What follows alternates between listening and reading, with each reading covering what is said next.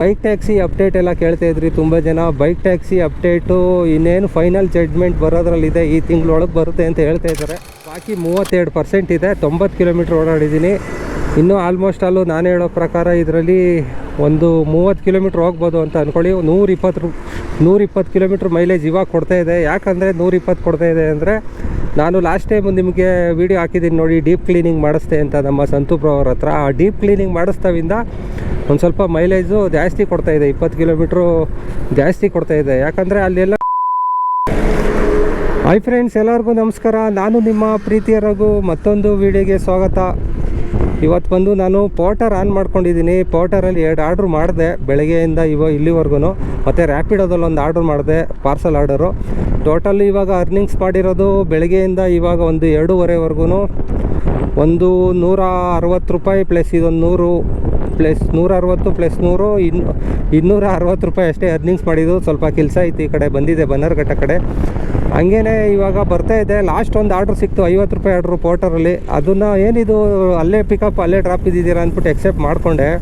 Accept ಮಾಡಿದ್ರೆ ಅಲ್ಲಿ ಹೋದರೆ ಹೋಟ್ಲಲ್ಲಿ ಕಸ್ಟಮರು ಅವರು ಜಾಸ್ತಿ ಅಮೌಂಟ್ ಹಾಕ್ಬಿಟ್ಟಿದ್ದೀನಿ ಸರ್ ಹೋಟ್ಲಿಗೆ, ಅದನ್ನು ರೀಫಂಡ್ ಮಾಡಿಸ್ಬೇಕಾಗಿತ್ತು, ಹೋಗಿ ಮಾಡಿಸಿ ಅಂತ ಕಸ್ಟಮರ್ ಫೋನ್ ಮಾಡಿದರು. ಓಕೆ ಸರ್ ಆಯಿತು ಅಂದ್ಬಿಟ್ಟು ಹೋದೆ ಆ ಹೋಟ್ಲಿಗೆ.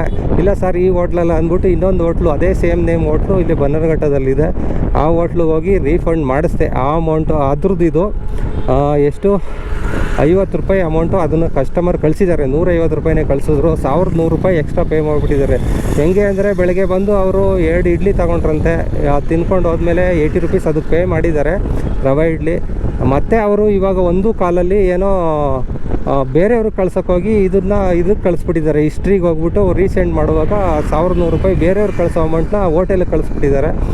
ಹೋಟ್ಲದ್ದು ನಂಬರ್ ಇಲ್ಲ, ಏನಿಲ್ಲ, ಅವ್ರಿಗೆ ಕಾಂಟ್ಯಾಕ್ಟ್ ಮಾಡೋದು ಹೆಂಗೆ ಅಂತ ಗೊತ್ತಾಗಿಲ್ಲ. ಆವಾಗ ನಮ್ಮ ಪೋರ್ಟರ್ ನೆನಪಾಗಿದೆ, ಪೋರ್ಟರು ಡೆಲಿವರಿ ಬಾಯ್ಸ್ ನೆನಪಾಗಿ ಅವರು ಪೋರ್ಟರ್ ಬುಕ್ ಮಾಡಿದ್ದಾರೆ. ಪೋರ್ಟರ್ ಬುಕ್ ಮಾಡಿಬಿಟ್ಟು ನನಗೆ ರಿಕ್ವೆಸ್ಟ್ ಮಾಡಿದ್ರು, ಸರ್ ಈ ಥರ ರೀಫಂಡ್ ಮಾಡಿಸಿ ಅಂತ. ಅಲ್ಲೋಗಿ ಕೇಳಿದ್ರೆ ಆ ಹೋಟ್ಲಲ್ಲಿ ಇಲ್ಲ ಸರ್ ಇಲ್ಲಿಗೆ ಬಂದಿಲ್ಲ ದುಡ್ಡು, ನಮ್ದು ಇನ್ನೊಂದು ಹೋಟ್ಲಿದೆ ಮುಂದೆ, ಅಲ್ಲೋಗಿ ಕೇಳಿ ಅಂದರು.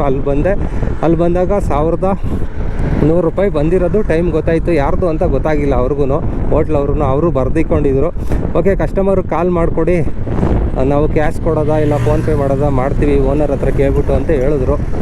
ಓಕೆ ಅಂದ್ಬಿಟ್ಟು ಕಸ್ಟಮರ್ಗೆ ಕಾಲ್ ಮಾಡಿ ಕೊಟ್ಟೆ. ಅವರು ಕೂಡ ಕ್ಯಾಶ್ ಕೊಟ್ಟರು. ನಾನೇ ಕಸ್ಟಮರ್ಗೆ ಫೋನ್ಪೇ ಮಾಡಿಬಿಟ್ಟೆ, ಕ್ಯಾಶ್ ಇಸ್ಕೊಂಡು ಫೋನ್ಪೇ ಮಾಡಿಬಿಟ್ಟೆ. ಓಕೆನಾ, ಈ ಥರ ಆಯಿತು ಸೀನು. ಕಸ್ಟಮರು ನನಗೆ 150 ರೂಪಾಯಿ ಕಳಿಸಿದ್ರು. ಖುಷಿ ಆಗ್ತಾಯಿದೆ. 50 ರೂಪಾಯಿ ಆರ್ಡ್ರು 150 ರೂಪಾಯಿ ಬಂದಿರೋದು. ಅಂದರೆ ಒಂದೊಂದು ಸಲ ಈ ಥರ ಅಮೌಂಟ್ಗಳು ಮಿಸ್ ಆಗಿ ಕಳಿಸಿರೋದ್ರಿಂದ ಇಶ್ಯೂಗಳಾಗುತ್ತೆ. ಇವಾಗ ನೀವು ನೋಡ್ತಾ ಇರ್ಬೋದು, ಬೆಂಗಳೂರಲ್ಲಿ ಎಷ್ಟೊಂದು ಈ ಥರ ಆನ್ಲೈನ್ ಸ್ಕ್ಯಾಮ್ಗಳೆಲ್ಲ ಜಾಸ್ತಿ ಆಗಿದೆ. ಅದನ್ನು ಮೇನ್ ವಿಚಾರ ಹೇಳೋಣ ಅಂತ ಬಂದೆ. ಈ ಥರ ತುಂಬ ಜನಕ್ಕೆ ರ್ಯಾಪಿಡೋದವ್ರಿಗೆ, ಪೋರ್ಟರ್ ಅವ್ರಿಗೆ, ಊಬರ್ ಅವ್ರಿಗೆ, ಯಾರಿಗೆ ಆಗಲಿ ಪಾರ್ಸಲ್ ಆರ್ಡ್ರುಗಳು, ಬೈಕ್ ಟ್ಯಾಕ್ಸಿಗಳೆಲ್ಲ ಬುಕ್ ಮಾಡಿಬಿಟ್ಟು, ನಾನು ಹೋಟ್ಲೊಳಗಿದ್ದೀನಿ ಅಥವಾ ಇದರಲ್ಲಿದ್ದೀನಿ ಸರ್, ಹೊರಗಡೆ ಇದ್ದೀನಿ, ಹಾಸ್ಪಿಟಲಲ್ಲಿ ಎಮರ್ಜೆನ್ಸಿ ಇದೆ, ನಾನು ನಿಮಗೆ 2000 ಕಳಿಸ್ಬಿಡ್ತೀನಿ, ಒಳಗಡೆ ಇರೋರು ಕೊಟ್ಬಿಡಿ ಅಂತ ಫೇಕ್ ಮೆಸೇಜ್ಗಳೆಲ್ಲ ಮಾಡಿ ಅಮೌಂಟ್ಗಳೆಲ್ಲ ಇದು ಮಾಡೋರು ಇದ್ದಾರೆ, ಅಂದರೆ ಫ್ರಾಡ್ ಮಾಡೋರೆಲ್ಲ ಇದ್ದಾರೆ.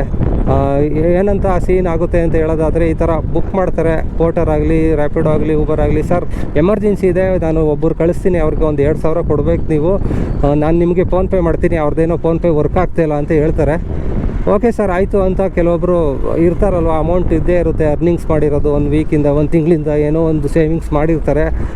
ಒಂದು 5000 ಆಗಲಿ 2000 ಆಗಲಿ ಕಳಿಸಿದಾರಲ್ಲ ಅಂದ್ಬಿಟ್ಟು ನಾರ್ಮಲ್ ಮೆಸೇಜಲ್ಲಿ ಟೈಪ್ ಮಾಡಿ ಕಳಿಸ್ಬಿಡ್ತಾರೆ. ಅದು ನಾರ್ಮಲಾಗಿ ಟ್ರೂ ಕಲರಲ್ಲೆಲ್ಲ ಬರುತ್ತೆ, ಗ್ರೀನ್ ಕಲರಲ್ಲಿ ಅಮೌಂಟ್ ರಿಸೀವ್ ಆಗಿದೆ ಅನ್ನೋ ಥರನೇ ಬರುತ್ತೆ. ಸೇಮ್ ಬ್ಯಾಂಕಲ್ಲಿ ಹೆಂಗೆ ಕಳಿಸ್ತಾರೆ ಅದೇ ಥರ ಮೆಸೇಜಲ್ಲಿ ಮಾಡ್ತಾರೆ. ಆದರೆ ನಿಮ್ಮ ಒರಿಜಿನಲ್ ಅಕೌಂಟ್ಗೆ ಹೋಗಿರಲ್ಲ ದುಡ್ಡು, ಬರೀ ಮೆಸೇಜಲ್ಲಿ ಮಾತ್ರ ತೋರಿಸ್ತಾ ಇರುತ್ತೆ.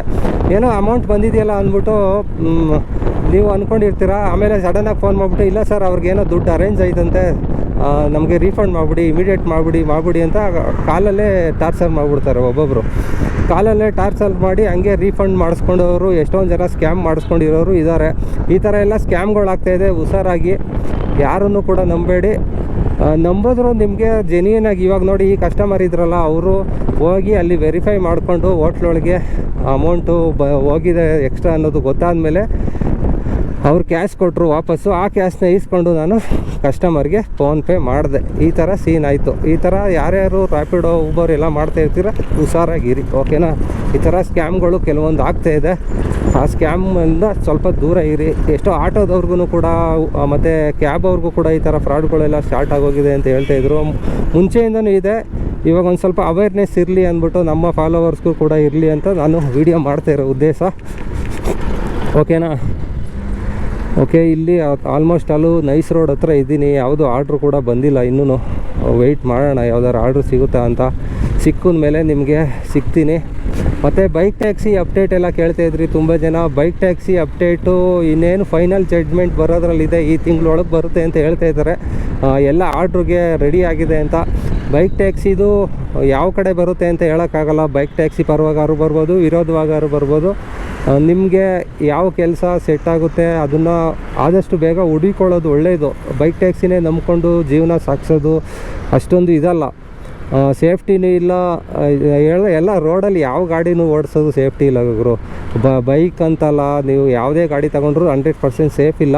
ಆದರೆ ನಿಮ್ಮ ಹುಷಾರಲ್ಲಿ ನೀವು ಇರಬೇಕಲ್ವಾ. ಬೈಕ್ ಟ್ಯಾಕ್ಸಿ ಬಂದು ಟೆಂಪ್ರವರಿ ಪಾರ್ಟ್ ಟೈಮಲ್ಲಿ ಇಕ್ಕೋಬೇಕು ಅಷ್ಟೇ. Bike taxi, parcel delivery, Uber ಆಗಲಿ, ಪೋರ್ಟರ್ ಆಗಲಿ, ಇವೆಲ್ಲ ಟೆಂಪ್ರವರಿ ಆಗಿ ಇಕ್ಕೋಬೇಕಷ್ಟೇ. ಒಂದು ಪ್ಯಾಸಿವ್ ಇನ್ಕಮ್ ಆಗಿ ಇಕ್ಕೋಬೇಕಷ್ಟೇ.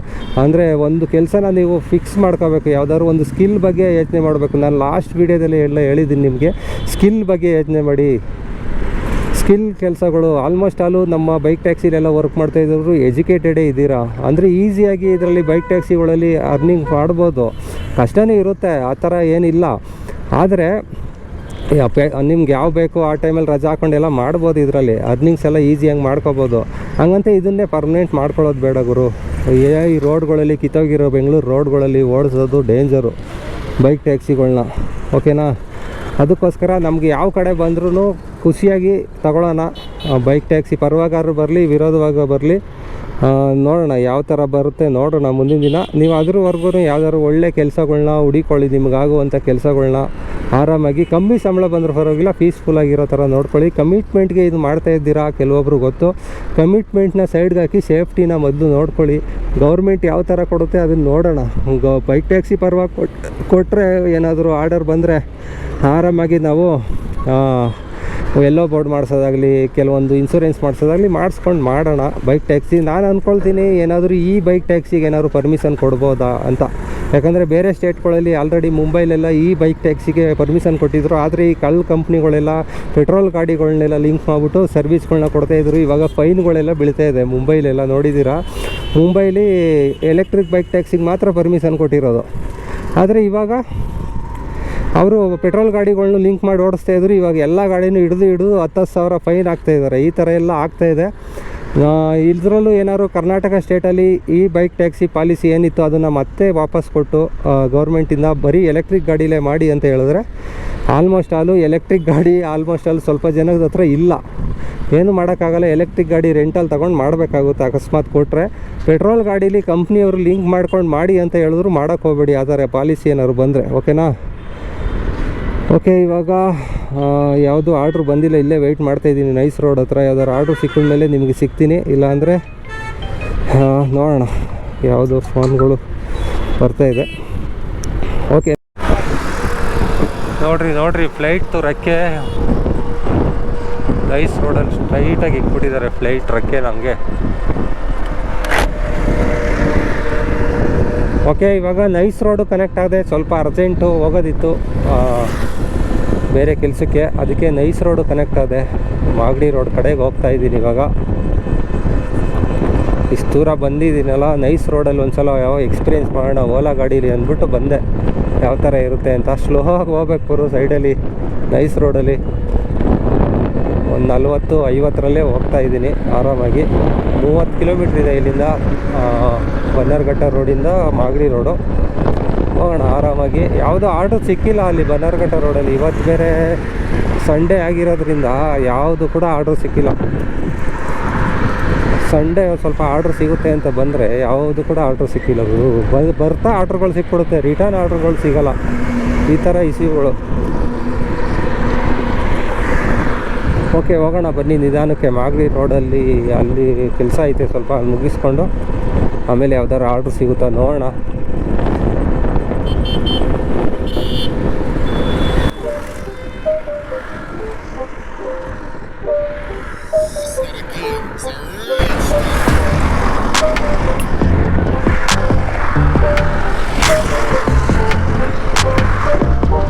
ಮಾಗಡಿ ರೋಡಿಗೆ ಬಂದೆ. ಇಲ್ಲೊಂದು 51 ರೂಪೀಸ್ ಆರ್ಡ್ರ್ ಮಾಡಿದೆ ನಾನು ಕೆಲಸ ಮುಗಿಸ್ಕೊಂಡು. ಇವಾಗ ಟೈಮ್ ಬಂದು ಕರೆಕ್ಟಾಗಿ 4:15. ಇವತ್ತಿನ ಅರ್ನಿಂಗ್ಸ್ ಬಂದು ಟೋಟಲ್ಲು ಇದರಲ್ಲಿ 210 ರೂಪಾಯಿ ಮತ್ತು ಪೋಟರಲ್ಲಿ 108 ರೂಪಾಯಿ ಇಷ್ಟು ಅರ್ನಿಂಗ್ಸ್ ಆಗಿದೆ ಇವತ್ತು. ಟೋಟಲ್ಲು 320 ರೂಪಾಯಿ ಅರ್ನಿಂಗ್ಸ್ ಮಾಡಿದ್ದೀನಿ ಇವತ್ತು ಪಾರ್ಟ್ ಟೈಮಲ್ಲಿ. ಹಿಂಗಾಗುತ್ತೆ ಒಂದೊಂದು ಸಲ ಕತೆ. ಆದರೆ ಆ ಕಡೆಯಿಂದ ಬರ್ತಾ ಒಂದು ಆರ್ಡ್ರ್ ಸಿಕ್ಕಿಲ್ಲ ನನಗೆ. ಇವಾಗ ನೋಡಿ ಇಲ್ಲಿಂದ ಬರ್ತಾಯಿದೆ ಯಾವುದು ಪೋಟರಲ್ಲಿ ನಾಗರಬಾವಿಯಿಂದ ನಾಯ್ಡು ಲೇಔಟ್ ಹತ್ರ ಬರ್ತಾಯಿದೆಯಂತೆ, SR ನಾಯ್ಡು ಲೇಔಟು. ಆದರೆ ಬ್ಯಾಟ್ರಿ ನೋಡಿ 32%. ಇವತ್ತು 90 ಕಿಲೋಮೀಟ್ರ್ ಓಡಾಡಿದ್ದೀನಿ.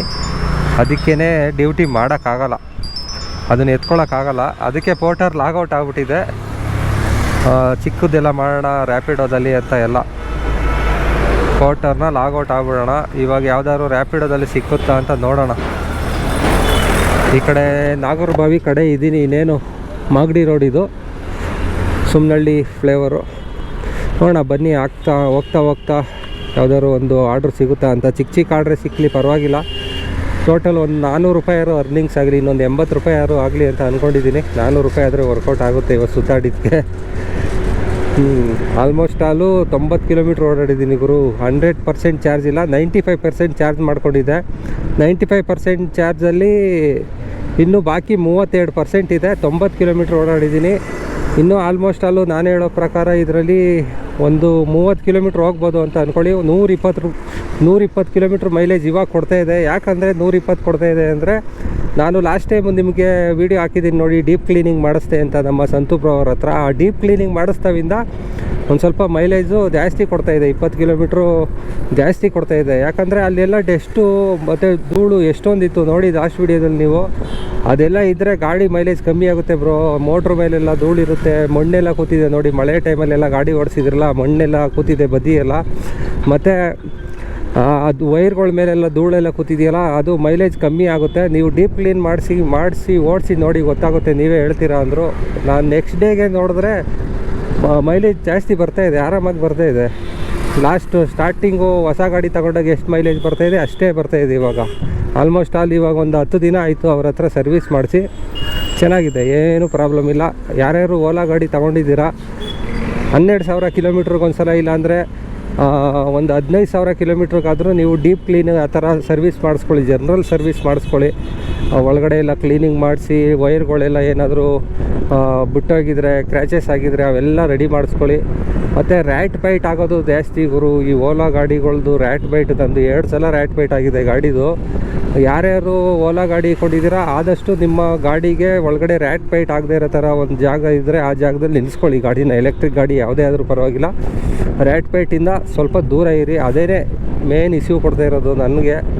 ಬೇರೆ ಅಷ್ಟೊಂದು ದೊಡ್ಡ ಇಶ್ಯೂಗಳು ಏನೂ ಆಗಿಲ್ಲ ಓಲಾ ಗಾಡೀಲಿ ನಂದು.